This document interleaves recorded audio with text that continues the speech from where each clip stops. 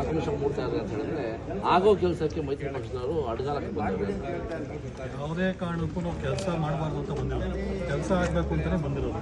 ನಾವು ಇವಾಗೂ ಹೇಳ್ತಾ ಇರೋದು ಇಲ್ಲಿ ಸ್ಟಾರ್ಟ್ ಆಗಿದ್ದ ಕೆಲಸ ಅಲ್ಲಿವರೆಗೂ ಆಗಬೇಕು. ಅವ್ರೇನು ಹೇಳ್ತಾ ಇದ್ದಾರೆ ಅಂದರೆ ಅರ್ಧಕ್ಕೆ ನಿಲ್ಲಿಸ್ತಾ ಇದ್ದೀವಿ ಅಂತ ಹೇಳ್ತಾ ಇದ್ದಾರೆ. 10ರಿಂದ ಅದು 15 ಫೈನಾನ್ಸಲ್ಲಿ ಆಗಿದೆ, ಇದು ನಗರಸಭೆಯಲ್ಲಿ ಆಗಿದೆ ಅಂತ. ನಾವೇನು ಹೇಳ್ತಿದ್ವಿ, ಕಂಪ್ಲೀಟ್ ಮಾಡಿ, ಪೂರ್ತಿ ಕೆಲಸ ಕಂಪ್ಲೀಟ್ ಮಾಡಬೇಕು ಅಂತ ನಾವು ಕೇಳ್ತಾ ಇದ್ವಿ. ನಾವು ಕೆಲಸ ನಿಲ್ಸಕ್ಕೆ ಬಂದಿಲ್ಲ.